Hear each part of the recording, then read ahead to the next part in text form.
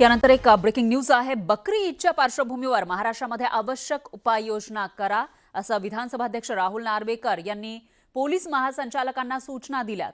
गोवंश हत्या बंदी कायद्याचं पालन करा। मालेगाव, नाशिक, अहिल्यानगर, छत्रपती संभाजीनगर, सातारा, धाराशिव, धुळे, सोलापूर जिल्ह्यामध्ये उल्लंघनाची शक्यता अधिक आहे, त्याच्यामुळे तिथे लक्ष द्या अशा सूचना त्यांनी दिल्याची माहिती आहे। गोरक्षकांवर हल्ले होता कामा नये।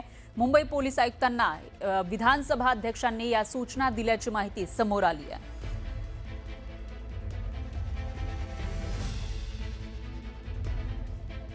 दरम्यान मीरा भाईंदरच्या काश्मीरा परिसरामध्ये ईदच्या पार्श्वभूमीवर पोलीस प्रशासन अलर्ट मोडवर आलंय। जेपी इन्फ्रा सोसायटी समोर मीरा भाईंदर आणि वसई विरार पोलिसांनी फ्लॅग मार्च काढला। ईदच्या काळामध्ये परिसरात कायदा आणि सुव्यवस्था अबाधित राहावी आणि कोणताही वाद निर्माण होऊ नये यासाठी पोलिसांनी खबरदारी घेतली आहे। दरम्यान बकरी ईदच्या पार्श्वभूमीवर जनावरांच्या प्रवेशावर निर्बंध घालण्यात आलेत। गेटवर बाउन्सर्स तैनात करण्यात आलेत। प्रत्येक वाहनाची कसून तपासणी केली जाते।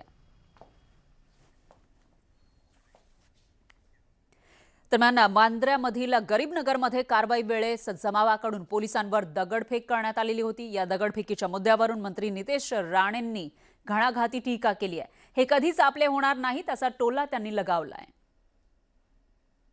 आता बघा, त्या गरीबनगरमध्ये अनधिकृत त्या जमिनीवर रेल्वेची आमची जमीन होती, रेल्वेची वर्षानुवर्ष 1 के ऊपर 2, 2 के ऊपर 3 म्हणजे सगळे चढवतच चाललेले एक दुसऱ्या। ते जेव्हा तिथे अनधिकृत जेव्हा त्यांची घरं आणि मस्जिद तोडण्यासाठी जेव्हा बुलडोजर चालली, तेव्हा किती पोलीस जखमी झाले ही जरा माहिती घ्या। तेव्हा का नाही पोलीस इन्स्पेक्टर आठवणीत आले? का नाही आमचे पोलीस माता भगिनी आठवणीत आल्या?